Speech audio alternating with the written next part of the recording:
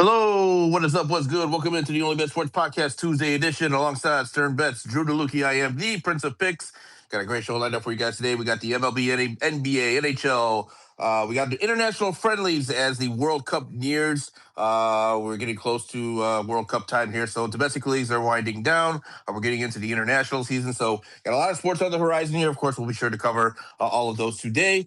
Before we do that, you guys already know how it goes here. If you can do us a real quick favor, head on over to our Apple Podcasts or Spotify. Give us a real quick rate, review, subscribe. Really does wonders in helping us out here and growing this channel, getting it out to more potential listeners. We really, really appreciate it if you guys can take just a few minutes of your time and do that for us real quick, please. With that being said, let me go and pass it over to my co-host here, Mr. Stern Betts. Good morning, sir. Happy Tuesday. How are we doing out there in Philly, man? What's going on? Oh, we're doing pretty good. Getting to the warmer weather again. Absolutely brutal going from 98-degree weather to 45-degree weather in just a few days. That really stunk, but we're getting back up there. Liking a lot of overs, had a lot of overs hit yesterday. Doing quite well on my model plays, if I do say so myself. So please give my Substack a read. It's a lot of fun. But looking back at yesterday, two-leg parlay plus 140. First five money line for the Brewers and Phillies. Cash it. The home run sprinkle, TJ Rumfield, he got hit in the first at bat of the game, voided ticket, so no loss there. Just gonna escape with a nice clean win. And a little shout out. I'm 10-4 on my model plays in the last 2 days. So it's been a good day. How about you, man? Yeah, that's fantastic. Yeah, I'm just trying to find my place from yesterday as we go ahead and recap our day. I'm having difficulty finding it here, but I know So I had a bit of an I know opportunity. you Go hit ahead. the Yeah. Knicks money line. Yes, I hit the Knicks money line. Yeah, I got it pulled up here. Yeah, I hit the Knicks money line. We missed out on the Partick Thistle double chance. Ended up losing it by one goal. It was a late goal in the second half. So unfortunately, we didn't get that one. The one that frustrated me the most was the Liberty losing as a 12.5 point favorite to the Portland Fire. They've lost 2 out of 3 now to Portland, who's projected to be the worst team in the WNBA. So I know there was some late injury news for the Liberty that might have affected their lineup a little bit, but they still should be deep enough to beat Portland. So that one absolutely shocking that they've lost twice already to Portland. So we lost that one. We had that parlay with the Hurricanes on our Toronto bet, which actually ended up going to overtime anyway. Then Padres Rangers, we had them over 2.5. They both got shut out, which was shocking in itself. So a little bit of an off day for me yesterday, 1-3 officially, but we got today here, got a few plays, and we'll see if we can bounce back. All right. And Drew, I know you weren't on the show yesterday, but how was your Memorial Day? Did you play anything? Did you have any reactions to anything that happened yesterday? We had quite the action-filled day. No, I didn't really play anything. Didn't necessarily watch much either. So I did see like some final scores and looked at that. But yeah, just was mainly busy yesterday. All right. Yeah, I can't wait to get to talking about the NBA, NHL, soccer. We have World Cup stuff going on. Lots of things to get into, but let's get into baseball first. Drew, I'm going to go to you first. Where are we going on the first game of the slate? Yeah, definitely. It's going to be the very last game of the slate, which is going to be my one outs play of the day because I just love it so much. As much as I hate the Dodgers, as you know, I am a realist when it comes to teams, even though it's like my own interest, right? I don't understand what Vegas is doing, and I'll love it, and I'll gladly take it, and I expect it to move. Give me Kyle Freeland under 15.5 at minus 125. Guys, we're getting this at minus 125. It's amazing value.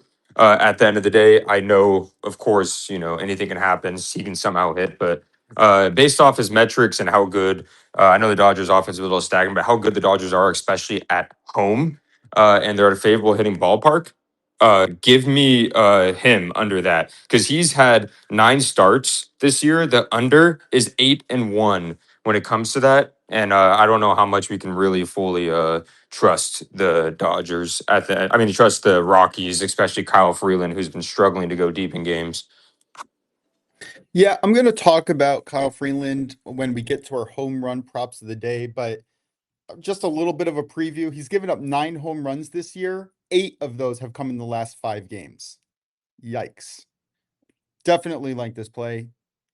Might even play more than my usual amount on it. But I'm going to go with a different look here. This one, I've said it before, and I keep going back to it every single day that he is on the mound. It's Cam Schlittler Day. No reason not to back him. we're going to pick him against the Royals team that ranks 25th in runs scored. And in the first 5 innings, that ranking drops to last. To be fair, most of that is their road performances, where they've been absolutely terrible, but they're not great at home either. I linked Schlittler to shut them down. He has a 6.7% barrel rate, under 40% hard hit rate, and he is on point with his control with a near 30% strikeout rate to a 5% walk rate. Yankees rank top 5 in most offensive metrics, and they're facing a Royals bullpen on a bullpen day, I believe, ranking 23rd in ERA and 26th in expected ERA. Yankees bullpen ranks top 5 in both of those metrics. I think the Yankees blow out game 2 of the series, despite classically Royals Yankees usually being tighter games overall. I don't see how the Royals compete here. I think the Yankees just blow them out. I know that a run line price at minus 120 is not sexy. If you want to put the team total for the Yankees over 2.5 or 3.5, throw that in for a little bit more plus money, or a first 5 or first 7 money line to throw it in there. Maybe if you can get the money line price at around minus 140, I would like that too. But I'm just going to bite the bullet. Yankees minus 1.5, minus 120. Drew, what's your thoughts?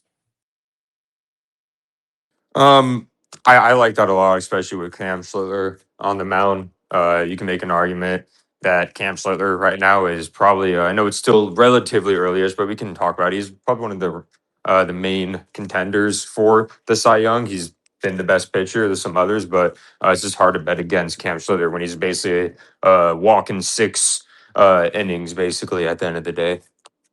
He is unbelievable. And the numbers, first time and second time around the order, are both sub 2 batting average. Just incredible stuff from him. I think his third time around the batting order is just over 2. This guy is unbelievable. Very excited to see what his career is going to bring. And his whiff rate, by the way, on his because people say that, of course, he throws fastballs, but he throws 3 different type of fastballs: a cutter, sinker, and four seam. And his whiff rate on those are unheard of. It's like over 30%. To put that in context to the listeners and everyone, nobody really does over 30% whiff rate on fastballs. That's insane.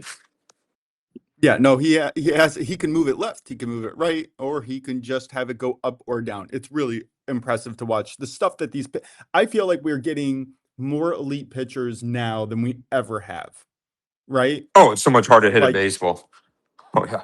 it's so hard. All right, Prince, what do you got for the baseball slate today? Yeah, so for me, guys, we just have one team total parlay.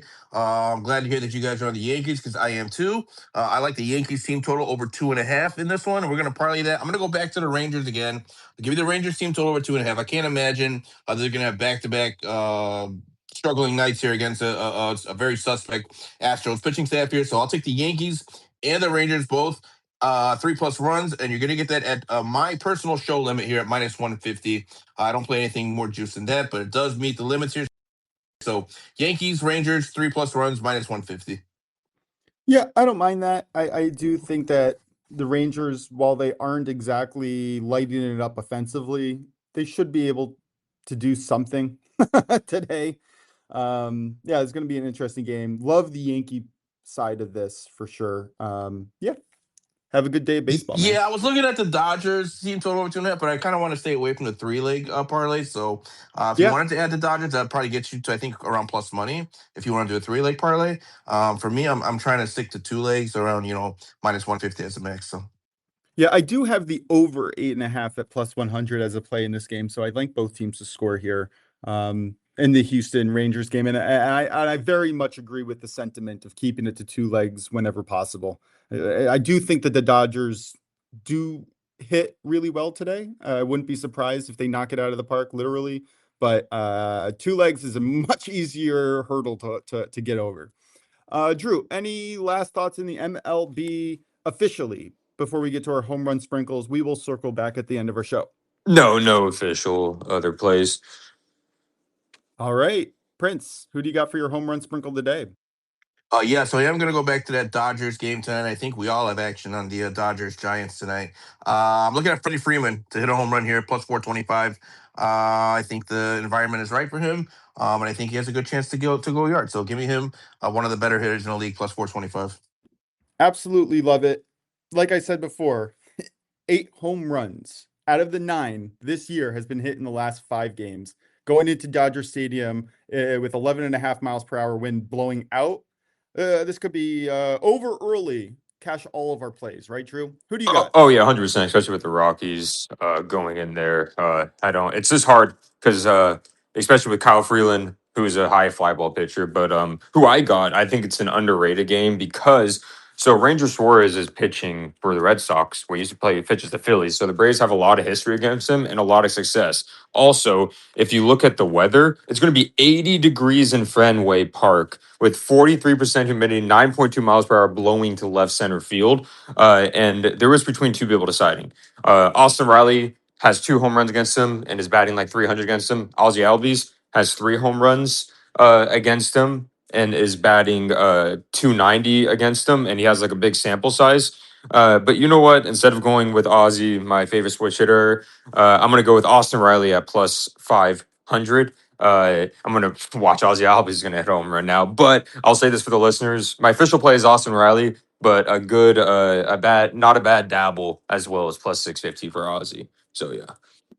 Not a bad look. Prince, what do you got? Yeah, so I said the Dodgers are playing the Giants. I meant to say they're playing the Rockies. So my bad. Yeah, a lot easier of a pitching staff usually to get through. Very much so. I'm going to go into that same game here. I think Teoscar Hernandez is a really good look for a home run. You're going to get this at plus 475, I believe. I have to double check. But like I said, great hitting weather. Kyle Freeland, he is a lefty. He gives up a lot of home runs to righties. Teoscar Hernandez is that type of righty who hits lefties really, really well. He is underperforming so far this year against lefties. I expect him to positively regress towards his career averages where he actually hits lefties a lot better than righties. He just has to have those at-bats given to him. I think this is the perfect spot. Something else that I noted, Hernandez usually hits his home runs in bunches, right? He'll go 2, 3, 4 home runs in like a 4 or 5 day slate. And then he'll go quiet for like a few weeks or something, and then he'll pop off and hit a few. He has hit 2 in the last 5 games. I really like him to kind of keep that power going as we enter the summer months. I think he's a great look, and I think this is a misprice. All right, Drew, any thoughts on either of our home run plays? Oh, I love him. I love it all. I like how we're targeting the powerhouses like in like the Dodgers and Yankees. It's great. Yeah. And at plus 450, like what and more, like what else can you ask for? Prince, any thoughts? Nope, but I already put all 3 plays in. You guys is in mine. I have to remember to play both of your guys after the show.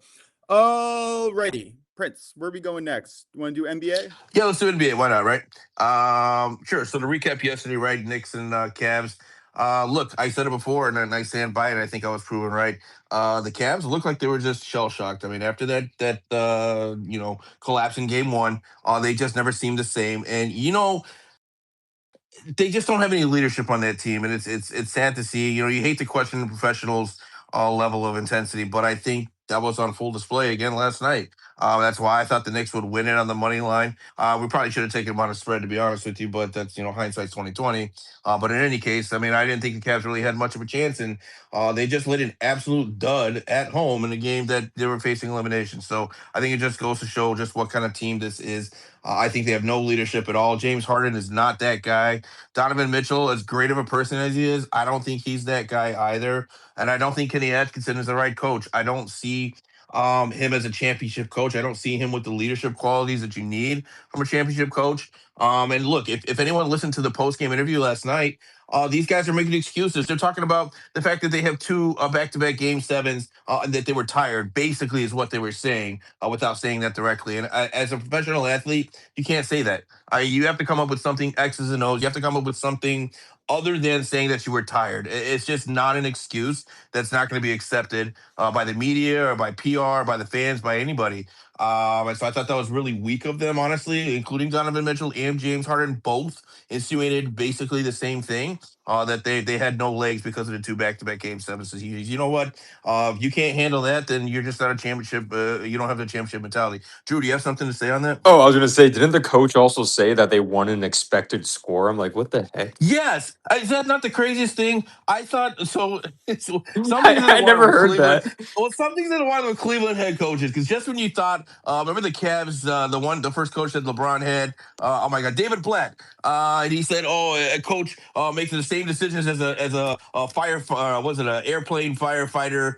I can't remember the. Oh my God, I'm drawing a blank here. But basically, saying like a coach makes the same amount of decisions as someone who's fighting in an airplane. And you thought that was the craziest thing you've ever heard from a Cavs coach. And then Katie Atkins says this. Oh yeah, analytically we won the game. Well, what the hell is that supposed to mean? Like if you won or you're not, nobody cares about your. That's like saying in a soccer game, oh well, we won on XG. Okay, but you didn't score, so who cares? Like that Well, has that's like in absolutely. baseball saying we had more hits. Exactly. Like It what? has no bearing whatsoever. Like it means absolutely nothing. So I thought that was just wild of him to say that. And I thought just from a coaching standpoint, I don't see him as a leader. Just personally, he doesn't seem to have the mentality to just kind of get guys out of the foxhole, right? Which seems like all these guys are front runners, but there's nobody to kind of galvanize the guys when times get tough. So yeah, RIP to the Cavs, 4-0 sweep. It's sad to see it because I thought talent wise, I thought they had it to at least be competitive against the Knicks, but they just did not show up at all in the series. So the Knicks are in the finals now, and I think the Knicks are going to be competitive. By the way, guys, I think this Knicks team is still underrated. This is a very very solid Knicks team. I think the caveat with them is going to be their mentality. As long as they come into these games with the right focus and the right mentality for 48 minutes, they got to stay locked in, right? And that's been the bugaboo throughout the regular season is that this team at times can dip, they can lose focus, they can let go of the rope. And that got them to a lot of unexpected results throughout the regular season. And so heading into the playoffs, they've been outstanding, right? 12-2 throughout the Eastern Conference.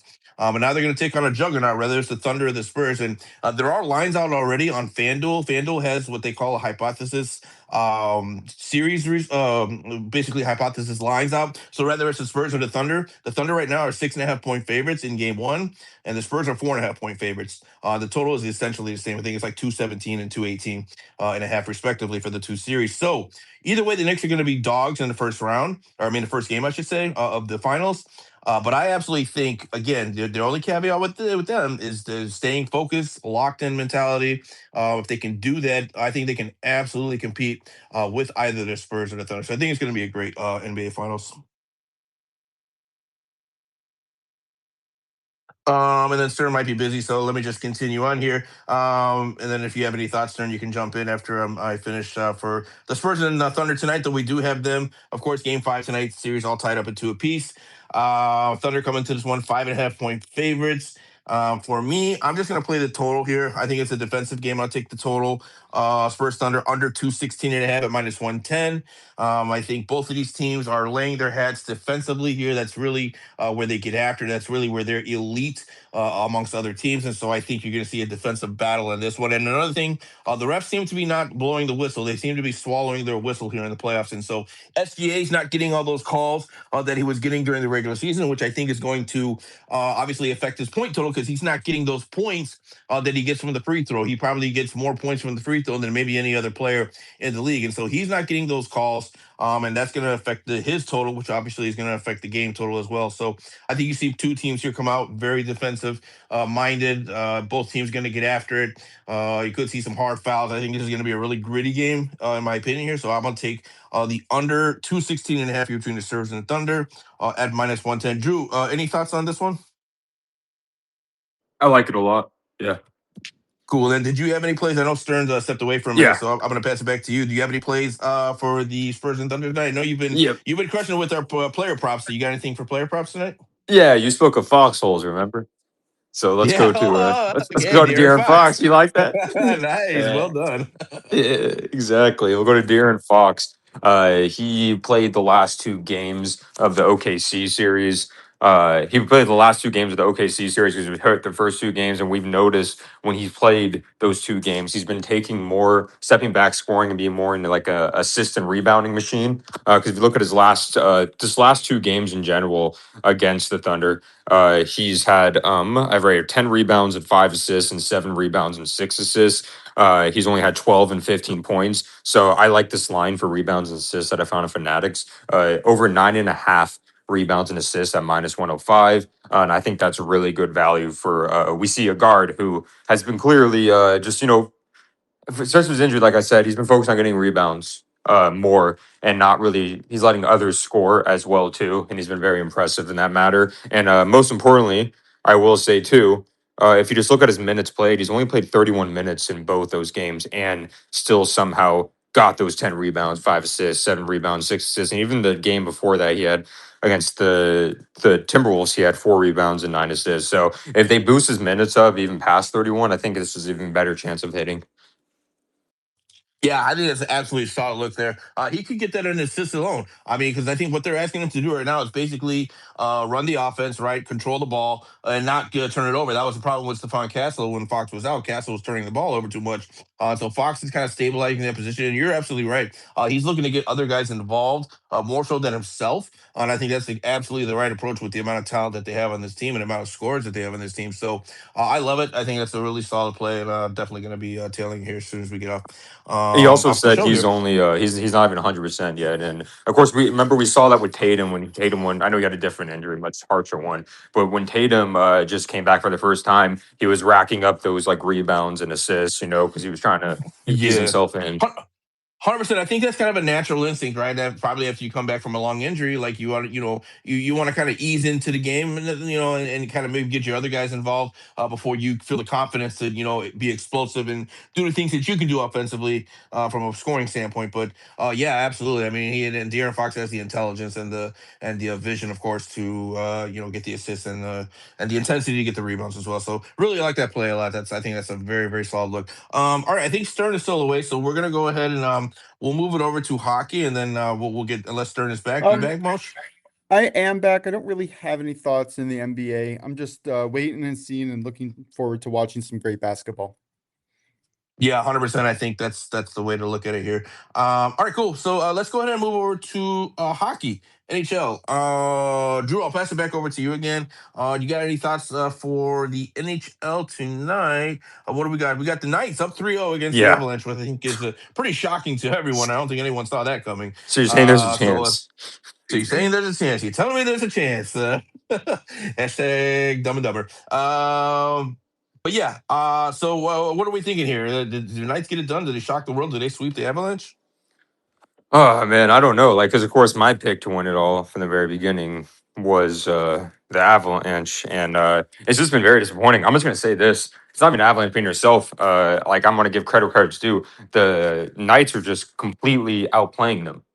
It's not like the Avalanche should be themselves by any means. Avalanche, they're not scoring as much as we expected, but the goaltending has been great from Golden Knights. They've been pushing the floor, and one of the biggest issues we know with Avalanche is that if they allow goals, they usually struggle to come back. They're usually the ones that they like for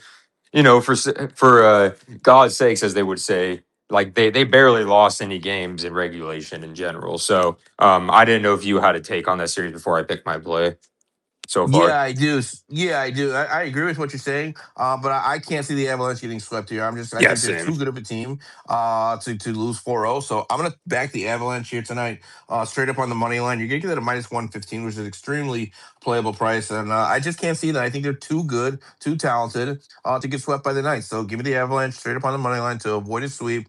You get that at -115. What did you have on this one? Yeah, because isn't McKinnon out, right? I believe so. Yeah, I'd have to Yeah. double check that. I heard that he is going to be out.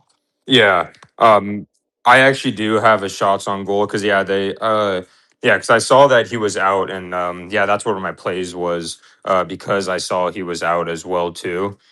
In this case. So a play I absolutely love. I just want that this is still here. Yeah, perfect. That's great value too as well. We're gonna do Gabriel Land. Landeskog. I mean, some of these hockey names are just awesome, and I can't pronounce them. But 3+ shots on goal, and especially with McKinnon possibly being out, I think this is great value. If you just look at his last 5 games alone, right? 5 games alone, it's 4-1. The last game, he had 6 shots on goal. The game before that, 3. Before that, 3. Before that, 4. And before that, 2. So I think if we get 3 shots on goal for like close to even money at -110 for someone like this, I think that's great value. Yeah, outstanding. The trends are there for sure. So, yeah, definitely gonna back that. Stern, are you with us here? Well, I'm here physically, not necessarily sure if I'm here on the right side of things. I am showing value on the Knights here. Like, yes, did I like Colorado from the beginning? Did I think that they were going to win this series and win? Probably on, I would have expected the other side of the sweep going on. But Knights have shown us that they're the better team. They're at home. I think that the +100 or -105 is disrespectful for the level of play that they have had. No play for me. I just can't pick a side on this game. We'll be looking forward to watching this, but I mean, the line and the pricing on both sides of this is fishy to me, and I'm not excited to find out. Does that make sense? Yeah, I hear you. No, I get what you're saying. Yeah, it is tricky. It is fishy for sure. So yeah, I get it. You want to stay away from it for sure. Don't hate that at all. All right, cool. Let's move on to the WNBA. I actually don't have any plays for tonight, guys. I'm gonna be fully honest with you. That Liberty game just kind of blew me. So I'm gonna take the night off from the W, lick my wounds, and we'll get back into it tomorrow. We'll see if we have any plays. I mean, it is a 5 game slate tonight. So I don't know if I get over, excuse me, if I get over it. Maybe I'll look at something here later on. If I find anything of playable positions here, I'll post it in the VIP and over on X. But right now, I'm just gonna stay away from it for right now because I just couldn't believe what happened last night. So Are you sure there's a slate tonight? Oh, I'm sorry. You're right. That's tomorrow night. I'm looking at this. I'm looking at the score of the schedule here. Yeah, I'm looking at the wrong day. My bad. So even better. Okay, perfect. I'm glad I don't have any plays tonight. This there are none. Thank you for that. Um, I will say though, I kind of expected Liberty to bounce back from yesterday's performance against Phoenix. The -225 on the money line might be a play for me, or it might be a parlay piece for me. I'm not sure, but I do like the Liberty despite what we saw yesterday to bounce back. Yeah, I'm with you on that 100%. I think Mercury have been extremely inconsistent this season. So have the Liberty losing to Portland twice, but other than Portland, they've been okay. Hey, maybe that's just their bugaboo It could team. You never be. know. Every team has that, right? Every team has their team that just for whatever reason is just a matchup, problem for them. But we'll see here. Yeah, I'll dig into it more and we'll see if we can get something for tomorrow. All right, cool. What else we got here? I believe the only thing left is Soccer. soccer, right? All right, cool. So Give me soccer, all right, baby. let me just go ahead and take it over here. So we do have an international friendly today. It's a little mini tournament taking place in London. 4 teams have been invited. So basically, this is the semifinal. The winner of this will play the winner of Jamaica and India, which is just an absolutely just a mind-boggling matchup. Something that you probably thought you would never see ever happen. I'm really curious to see what the lines are for that because those are 2 teams that just don't know how to score goals. I fade India at every chance I get, but Jamaica is the one team where I don't trust them either. So we'll see what happens with that one. I'll dig into that a little bit more tomorrow. But for today, we do have Nigeria taking on Zimbabwe. This is at 2:30 p.m. Eastern kickoff again. This one is coming at you live from London. Look, Nigeria is going to be playing a heavily rotated side here. They're not in the World Cup, by the way, guys. Shockingly, they did not advance to the World Cup, so they're not going to be playing in the tournament this summer. So it's going to be tough to see what kind of roster you're going to get from these guys. A lot of these players that play in Europe probably going to want the summer off and probably don't really want to represent their team in a game that doesn't matter per se. But tonight, especially specifically, you're going to see a rotated side for Nigeria. Zimbabwe, you're going to see a lot of young players for them as well. Zimbabwe is an okay team. They're average in the African region, not great, not terrible. But what I landed on here was both teams to score in this one. You're going to get that at +120. I think with the rotated side of Nigeria, they are likely to concede a goal, but they can very well score as well against Zimbabwe. We're looking at the trends here. Zimbabwe, they have scored a goal in 6 straight matches. Nigeria have conceded a goal in 7 of the last 11. So you do have 2 teams trending here in terms of scoring and conceding. We'll take a shot at it. Both teams to score plus 115 here between Nigeria and Zimbabwe. Any thoughts for you on this one, Stern? Nope, I like it. Talked about it last night with you. I think this is a really good look. I'm excited. I love some day sports to pay attention to while I'm at work. Yeah, this is a really fascinating matchup too. They don't have much history against each other, which is rare for usually a lot of these African teams. They play each other a lot, but for whatever reason, Nigeria and Zimbabwe has not been a fixture that's been played too often. So we'll see how this one goes here this afternoon. All right, that's really all for the sports landscapes. I do have my World Cup plays, but Stern, did you want to get into anything else here before I give out the World Cup play of the day?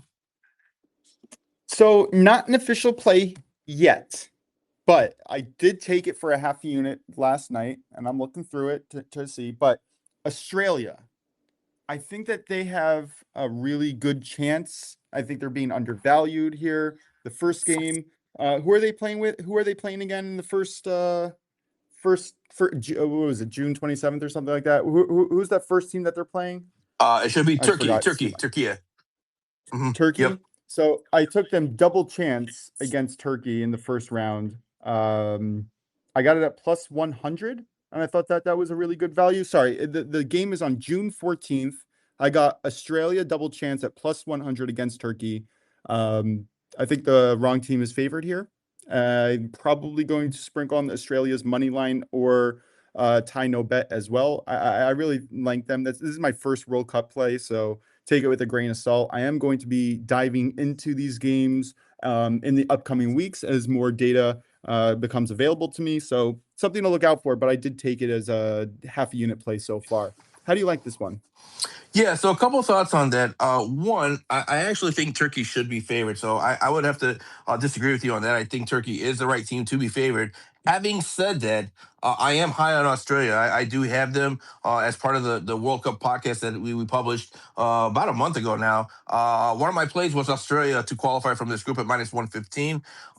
Look, Australia is that team that nobody wants to play against, right? They're very feisty. They're very gritty. What they lack in talent, they make up for in heart, and so they're good enough to be good enough.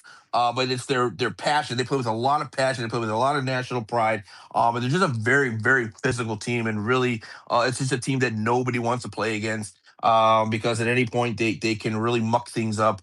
They can get a result against almost anybody. I mean, they pushed Argentina to the limits in the last World Cup, and so this is a very underrated Australian side. They're not loaded with a ton of talent, but again, they play for everything. They fight for every blade of the grass, and they're really, really, really tough team to play against. So I like it here, getting double chance at plus 100. I think they can absolutely they can beat Turkey outright if everything lines up for them. So Turkey, in my opinion, is just an explosive team offensively. More specifically, they have the most talent in this group.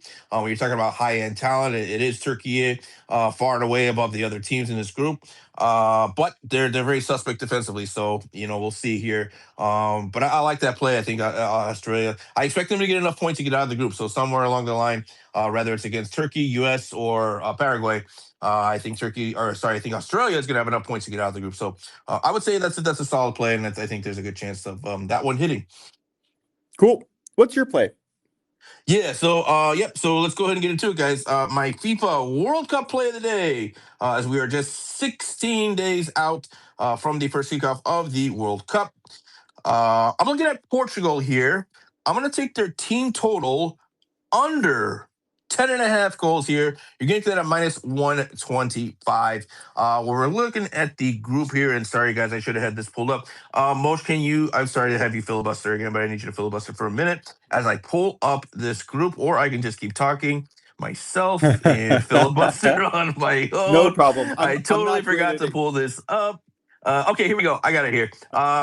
So in their group, you got Colombia, DR Congo, and Uzbekistan, which, side note, guys, I'm very high on Uzbekistan. I think the world is sleeping on this team, undefeated in 30 of their last 32, but nobody pays attention to them because they play in the Middle East. And they play against a lot of teams that people don't know about. So, side note there, I'm big on Uzbekistan. But in any case, here you have three defensive teams, three of the very solid defensive teams here in Uzbekistan, DR Congo, and even Colombia. And so, not to mention, Portugal's first two matches are going to be played in Houston at high noon with expected temperatures of over 100 degrees with the heat index and high humidity. So, what does that mean? European teams hate playing in hot, humid weather. It is not what they do. It is not, obviously, the European climate is not conducive to that.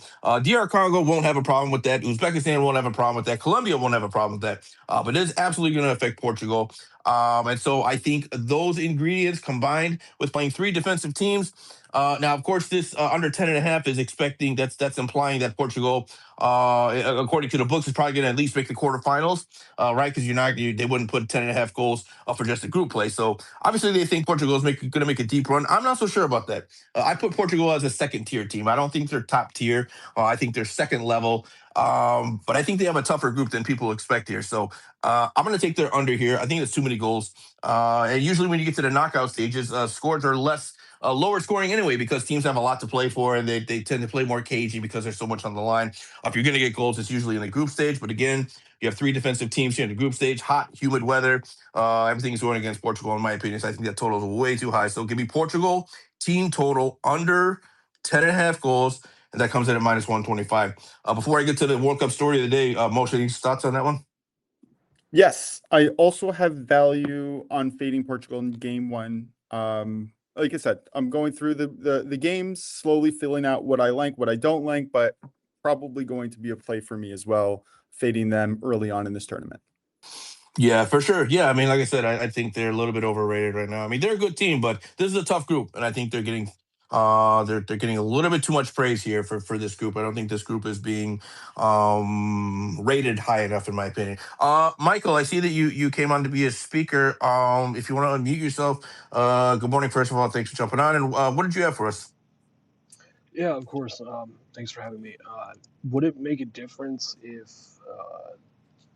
if Portugal's so the stadium in Houston, it has a retractable roof? Would that make a difference if they even open or close it?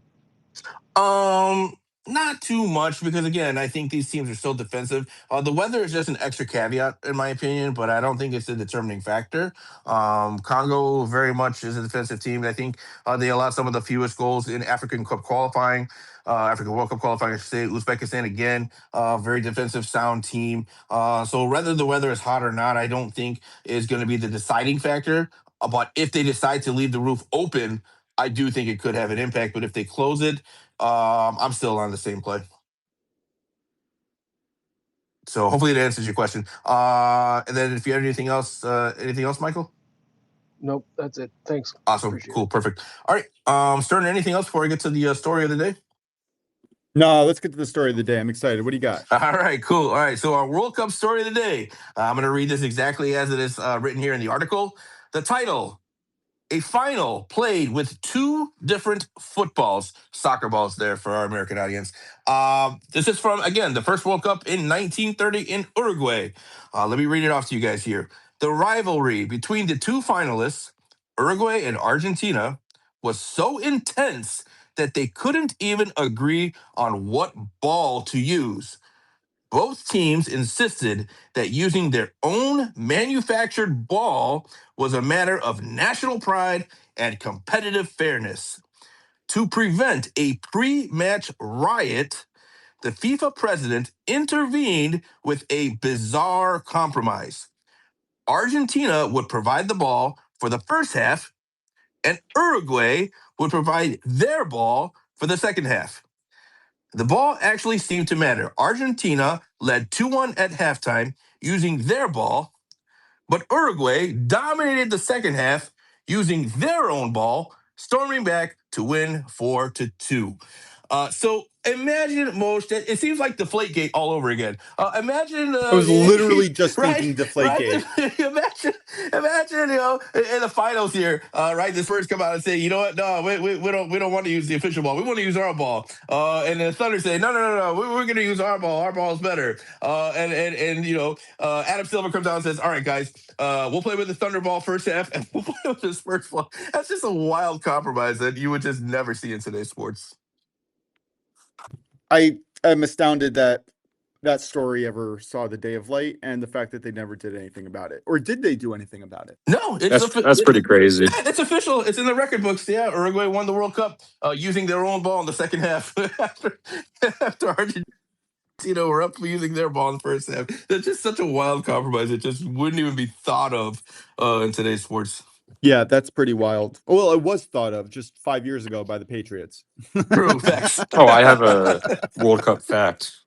Yes, Yeah. yes. I love your facts, Drew. Yes, please hit us with it. I'm one of those fact nerds. But anyways, so you guys, of course, you guys know how this year's World Cup is gonna be to hold, and it's like Mexico, USA, and Canada, right? So the Stadio Azteca in Mexico City is the only venue in history to host matches in three separate men's FIFA World Cups: 1970, 1986, and now 2026.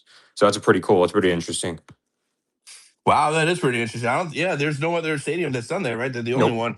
Yep. Wow. Oh, it'll be official Fantastic. once they do host it, and it's Yeah. 75. I know this from watching baseball, but 7,500 feet of elevation, so that's 25% less oxygen.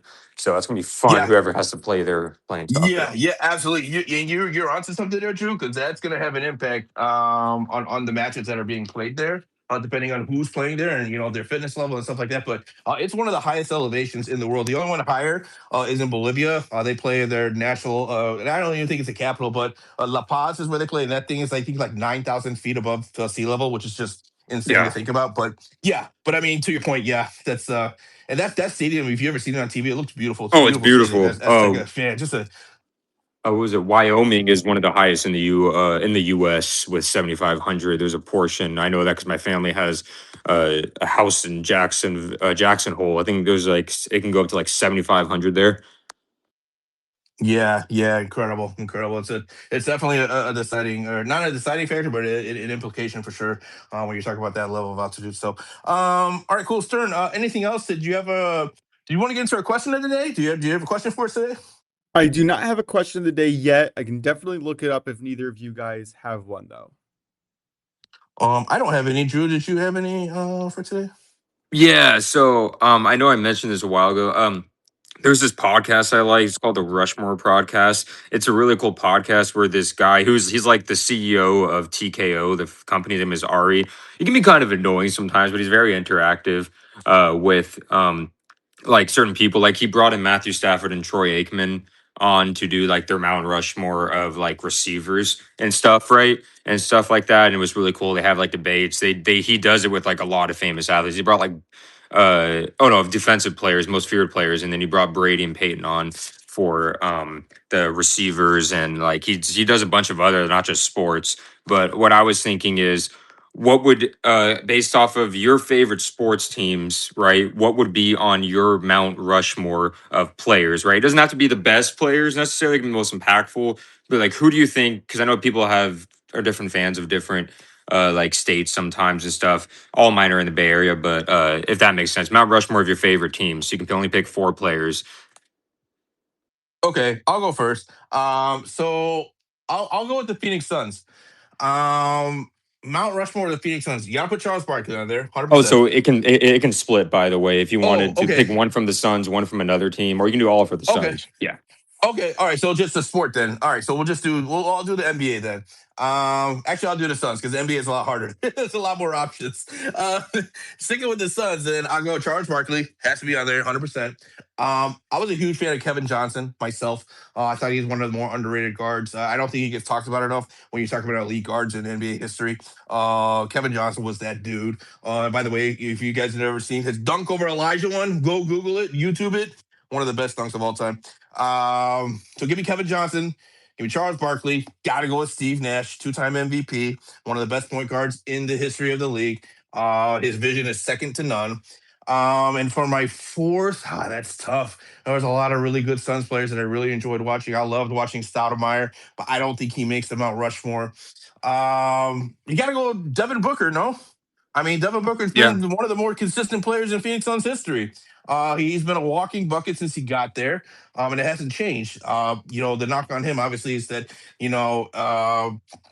choking away the finals, being up 2-0, but at least he got there. And the Suns haven't even won a championship, so you really can't hold that against them yet because they're one of the only franchises yet to win an NBA title. So But yeah, I'll go with Devin Booker as my 4. So give me Barkley, Kevin Johnson, Steve Nash, Devin Booker, Mount Rushmore, the Phoenix Suns. I like that. Yeah. What I was saying is, if you wanted to, like, for example, like, if you want to pick like one from the Niners, from me, one from the Niners, one from Giants, one from Sharks, you can do that too. Like for your teams, that's what I was saying. If you want to do that, Yeah, but then I could. There's just so many players, and off the top of yeah. my head, I feel like it Oh would yeah, take me too long to I do feel that. that. You know what I mean? I'd have to write it down. I guess before I go, how about you, Stern? Well, I'm a Yankee fan. That really puts me in a bind because we've had some of the greatest Yeah, ever. So instead of going through like Joe DiMaggio, Mickey Mantle, Lou Gehrig, I'm just going to put Babe Ruth, and he's going to encompass the legendary, I guess the core representing the past, right? All right, so I'm going to put Babe Ruth there. I'm going to put Derek Jeter next to him, and again, personal favorite, my modern hero, right? If I was going to choose someone in the present, I would probably even put Judge on there. Otherwise, Mariano Rivera. I mean, that guy changed baseball for me in a way where I don't know if there was a single more impactful relief pitcher in baseball. If I'm going to go over to NBA, I would have to look at Dennis Rodman. I mentioned him yesterday. Just the effort, the versatility. That's someone who's like a personal favorite of mine. If I'm looking for like actual GOAT, Dikembe Mutombo was a real favorite of mine growing up. I really appreciated the defense that he was able to put in. And I'm going to skip Michael Jordan only because if I was actually making a Mount Rushmore, he would definitely be on it. But if we're Mutombo, having a conversation about who's my favorite, Mutombo, not in my house. Go ahead. the wagon of the finger. He was great. It Love was so that. much Love it fun. so much. He's such a fun player to watch. I actually copied that. So I'm 6'2", and I was like 6 foot by the time I was 13. So I was playing ball fairly young. And I was at a kid's birthday party in my class. Nerdy kid, glasses, probably 5'4", 5'5", not very big. And I blocked him on his birthday. Blocked the ball back into his face, broke his glasses on his birthday, and then wagged my finger. Not a good look on me. Ruthless, man. Damn. That's Just not a savage. good. I was 13 or 12 at the time, maybe even younger. Like it was whatever. It was not a proud moment. My father was not proud. All right, Drew, who do you got? Yeah, so as you know, like you said for the Yankees, I'm two of the teams I'm fans of are literally the most historical franchise between Niners and Giants. I think the Giants have the most Hall of Famers in baseball, and the Niners have like the second most in football. So what I'm going to do is I'm going to pick one of each from to make it easier from the Giants, Sharks, Warriors, and Niners. I'll get the easy one out of the way. Warriors, Steph Curry. I mean, I think there is no debate there when it comes to that. The only other person you think is Rick Barry. When it comes to the Sharks. I know you can say Thornton, possibly, but I'm going to say Mr. Shark. That is underrated. Patrick Marleau. He was there for basically his whole career, and I think he was one of the most underrated hockey players ever. They really called him Mr. Shark. When it comes to the Niners, very tough, but I have to go with who Jerry Rice literally called God, Joe Montana. Possibly, people still consider one of the greatest quarterbacks ever. That's Tom Brady's idol. Tom Brady loved him, grew up with him. And then when it comes to the Giants, there's a lot you can do. I grew up, of course, watching, Barry, some all-time great players, all-time great players, Willie McCovey and stuff, but I have to go with the say hey kid, Willie Mays. So I have Willie Mays, Mr. Shark, Patrick Marleau, and then I have Stephen Curry, and then I have Joe Montana. Yeah, that's not a bad list. That's pretty freaking solid, man. You can't go wrong with any of those guys. I was obsessed with Willie Mays growing up, honestly. I had a baseball card of his. It wasn't like an original, it was a reprint from like the 70s or 80s, but I was obsessed with it. My By the way, stepdad for Christmas just gave me his I think it was his 1969 card that he got when he was a kid, and it was like one of the greatest gifts he could ever give me, and it's in my bookcase. Wow. It That's really wasn't cool. signed or anything, but it was literally like an Doesn't original. matter. Yeah. That's really awesome. Prince, any last thoughts? Yeah. By the way, you were talking about Mariano Rivera. So, full disclosure, I didn't really watch baseball growing up, but there were two pitchers that I would literally turn the TV on if they were pitching: Mariano Rivera and Pedro Martinez. Those were the two pitchers that if I knew if they were on TV and I was flipping through channels, I saw them, I would stop and watch them play, watch them pitch. Two of the best pitchers of all time, and I just loved their mentality as well, their personality. I thought That was they me. were really transcended. That was me with Randy. Yankees, Red Sox during that era, the greatest rivalry of all time in all of sports. And I think I can say that pretty confidently. It was unbelievable watching Roger Clemens versus Pedro Martinez going at it. Then you had Andy Pettitte. Curt Schilling. Curt Schilling's bloody sock.